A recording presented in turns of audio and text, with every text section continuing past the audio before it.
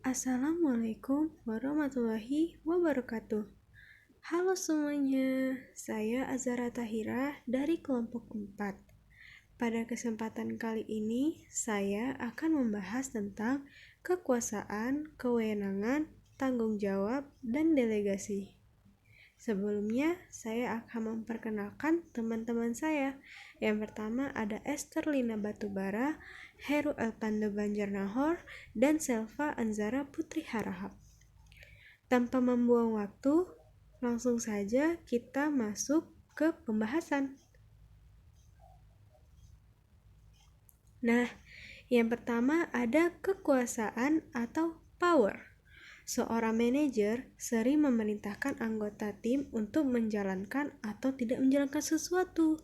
Dengan diberikannya perintah dari atasan itu, berarti pemimpin atau manajer tersebut telah menggunakan kekuasaannya dalam sebuah organisasi. Pada dasarnya, yang dimaksud dengan kekuasaan adalah kemampuan mempengaruhi orang lain untuk bersedia melakukan sesuatu yang diinginkan. Berarti pada dasarnya pemimpin itu mampu mengendalikan atau memerintah bawahannya untuk mengerjakan sesuatu yang ia inginkan. Nah, penggunaan kekuasaan oleh seorang pemimpin dalam menimbulkan dua dampak, yaitu dampak positif dan dampak negatif. Penggunaan kekuasaan yang efektif akan meningkatkan motivasi bawahannya, sehingga dapat menyelesaikan pekerjaan dengan baik. Dan jika penggunaan kekuasaan tidak efektif oleh seorang pemimpin, akan mengakibatkan dampak negatif, sehingga pekerjaan yang dilaksanakan tidak menjadi baik. Berarti pada dasarnya kekuatan atau kekuasaan yang dimiliki oleh suatu perusahaan tergantung dari si pemimpinnya. Jika pemimpinnya memiliki aura atau yang berdampak positif, maka karyawannya juga akan optimis dan semangat dalam bekerja.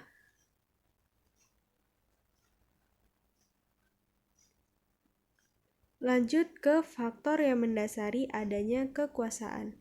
Yang pertama yaitu adanya kekuasaan balas jasa, kekuasaan paksaan, kekuasaan rujukan, kekuasaan sah, dan kekuasaan keahlian. Lanjut kewenangan atau authority. Kewenangan merupakan bentuk lain dari kekuasaan yang sering dipergunakan dalam sebuah organisasi. Kewenangan merupakan kekuasaan formal atau terlegitimasi. Nah, dua pandangan mengenai kewenangan formal yaitu adalah pandangan klasik dan pandangan berdasarkan penerimaan. Pandangan klasik itu apa sih? Pandangan klasik adalah kewenangan yang pada dasarnya terlahir sebagai akibat adanya kewenangan yang lebih tinggi dari kewenangan yang diberikan. Misalnya nih, seorang manajer mendapatkan kewenangan formal dari direktur utama. Maka manajer tersebut berhak atas kewenangan yang ia dapatkan dari direktur utama tersebut. Kedua, ada pandangan berdasarkan penerimaan. Kewenangan formal cenderung akan dijalankan oleh bawahan, tergantung dari berapa persyaratannya. Lalu ada jenis kewenangan dalam organisasi, yaitu ada 3 kewenangan. Yang pertama ada kewenangan lini atau line authority, yang dimana mereka dalam organisasi itu bertanggung jawab terhadap berbagai kegiatan dalam rangka pencapaian tujuan organisasi. Kewenangan ini juga direpresentasikan oleh chain of command. Kedua, ada kewenangan sifat, yaitu mereka yang ditunjukkan oleh organisasi untuk membantu bagian-bagian dalam sebuah organisasi yang memiliki kewenangan lini.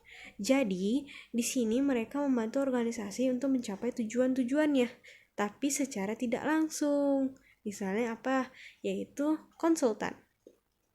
Nah, yang terakhir yaitu ada kewenangan fungsional atau functional authority, di mana mereka yang memiliki kewenangan lini dan staf, dan karena tugas mereka diberi kewenangan untuk melakukan kontrol dengan bagian lainnya.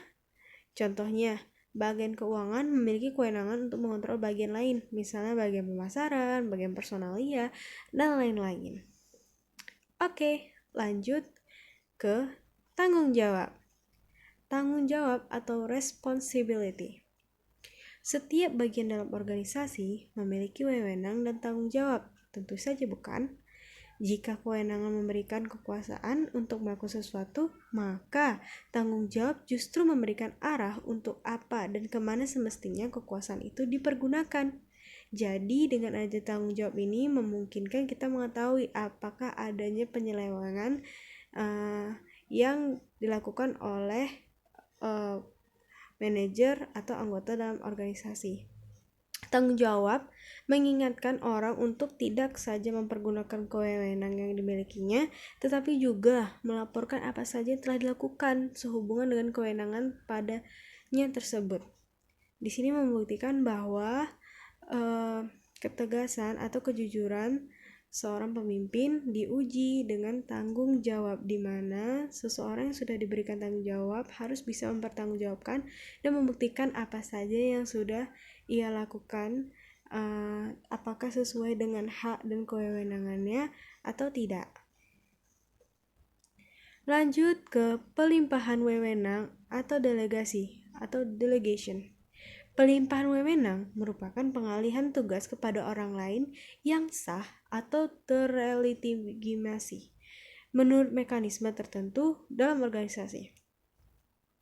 Dalam melakukan berbagai aktivitas yang ditunjukkan untuk pencapaian tujuan organisasi yang tidak dilimpahkan akan menghambat proses pencapaian tujuan tersebut. Pelimpahan wewenang dapat terjadi jika seseorang yang sedang dalam posisi tertentu memiliki keterbatasan dari segi waktu pengerjaan, jumlah pekerjaan, keahlian yang dimiliki, dan faktor-faktor lainnya. Lanjut ke manfaat pelimpahan wewenang. Pelimpahan wewenang memungkinkan sebagian atau bawahan mempelajari sesuatu yang baru dan memperoleh kesempatan untuk bertanggung jawab melakukan sesuatu yang baru tersebut. Lalu, pelimpahan wewenang juga mendorong tercapainya keputusan atau memberikan hasil pekerjaan yang lebih baik dalam berbagai hal. Penyelesaian pekerjaan akan dapat dilakukan dengan lebih cepat seandainya pelimpahan wewenang tersebut berjalan sebagaimana mestinya yang diberikan kepada orang yang bertanggung jawab.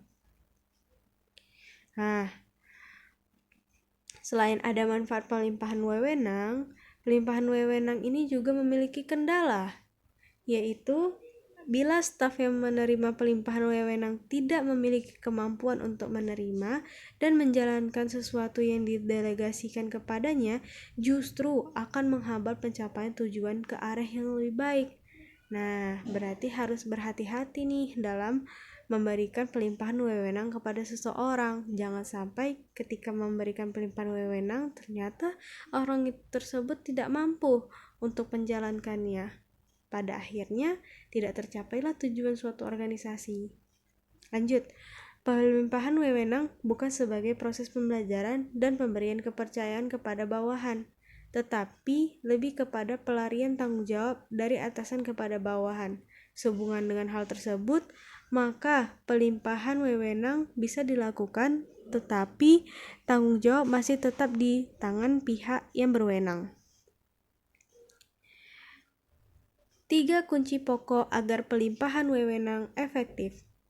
Pertama, kepercayaan manajer terhadap bawahan dalam melimpahkan wewenang perlu diiringi dengan pemberian kebebasan kepada bawahan untuk menjalankan kewenangan menurut caranya sendiri.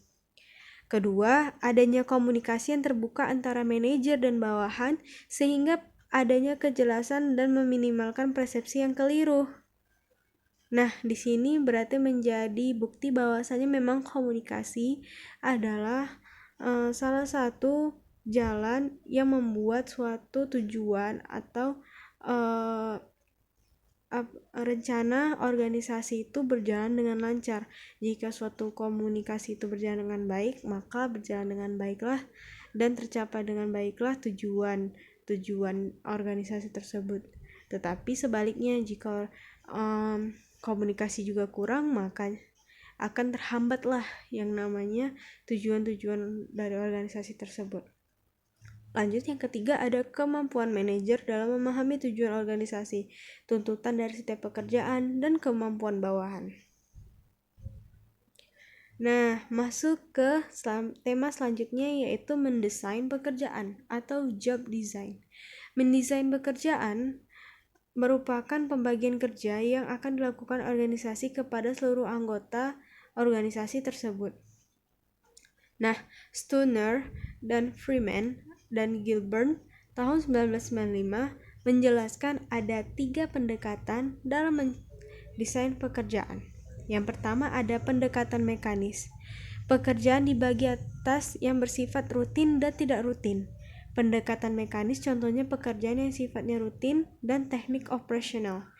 Seorang yang bertugas hanya menyetrika baju yang telah jadi dalam sebuah perusahaan garment adalah salah satu contoh pekerjaan yang dibagi berdasarkan pendekatan mekanis. Lalu yang kedua ada pendekatan motivasi, di mana pekerjaan ini hanya dibagi berdasarkan motif masing-masing pekerja. Nah, yang memiliki motivasi yang tinggi untuk melakukan inovasi mengenai produk, barangkali dapat diberikan pekerjaan di bagian riset pengembangan dan seterusnya. Untuk pekerjaan yang bersifat monoton, perlu dihindari rasa bosan dan dari pekerjanya, yaitu dengan cara enlargement atau perluasan pekerjaan. Misalnya nih, pada sebuah bisnis restoran, pekerja yang biasanya hanya mencatat menu saja diperluas pekerjaannya dengan mengambil makanan mungkin, membersihkan piring-piring bekas makanan, dan lain-lain. Lalu yang kedua ada job enrichment atau memperkaya pekerjaan. Maksudnya gimana ya? Nah, maksudnya adalah perluasan kesempatan dari seorang pekerja untuk melakukan suatu pekerjaan yang berbeda atau lebih luas dari pekerjaan semula. Salah satu caranya misalnya dengan melakukan job rotation.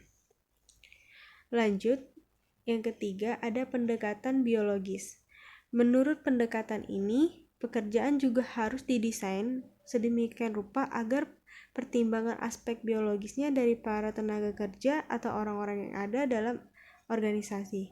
Faktor-faktor yang terkait dengan aspek biologis dari tenaga kerja adalah faktor keamanan gender yang terkait dengan pelecehan seksual, keamanan lingkungan, ventilasi yang baik dalam tempat bekerja, serta sebagai isu lainnya. Di sini menggambarkan bahwasanya pendekatan secara biologis itu lebih ke kenyamanan dan keamanan si para pekerja. Seperti yang tadi diketahui ada keamanan gender kan, yang berarti pada dasarnya memang harus benar-benar safety dan membuat anggotanya itu merasa nyaman. Lalu ada keamanan lingkungan,